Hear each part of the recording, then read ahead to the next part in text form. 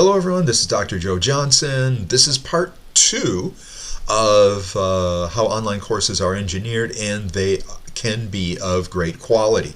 The thing is, the engineering part is really key in how I look at this. Again, I showed some of my A3 size notes on course writing or course engineering, and a key part of that is that the entire work for the course is divided up among the weeks in this case, or units. In case of this one, it's 10 weeks. The focus is on making sure that everything is covered, and also that the work is divided into chunks that are doable each week.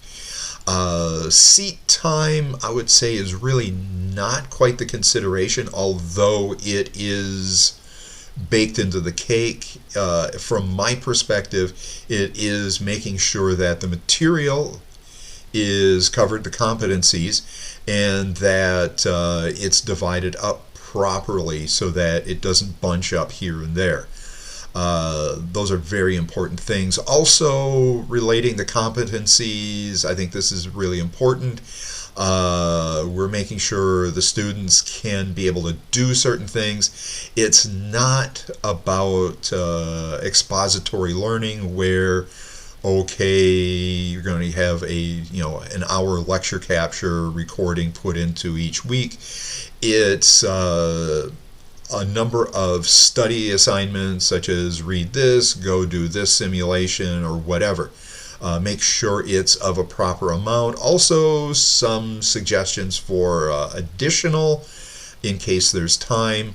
Good quality discussions. That way it gives the learner a opportunity to utilize what was used, pushing them up Bloom's taxonomy instead of just providing a textbook definition, making sure that they're actually doing something with it, and I think that's a key part of what the instructor's work is, and get those discussions going.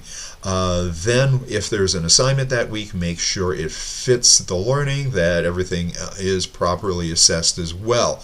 A lot of moving parts that need to be covered, and this is where, again, engineering fits into the mix. This is a lot more than what can be done overnight or over the weekend in case you have to go to online learning. It's something that does take time, a lot of thought, an incredible amount of it. One of the key words I see in online education that needs to be covered, besides presence, I also think there needs to be presence involved with students as well. That's a key point, definitely brought out in social emotional learning.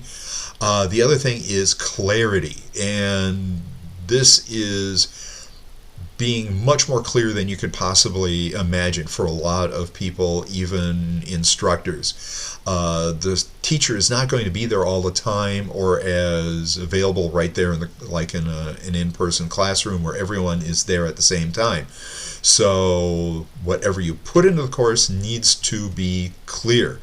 And this can go beyond what some people imagine. Again, for example, when I was really looking at teaching math, in subtraction, the traditional way of calling this one thing is borrowing. However, I read a very mind-opening, altering book which pointed out that it's better to call it redistribution. Now, some people may not see the difference between that. Those who do will notice that calling borrowing redistribution is much more clear, and that is the kind of direction that online learning has to go into. This is why I keep saying that quality in lean is going to be the next big technology in education. It's not just about online learning, but even in person as well. Thanks, and have a great day.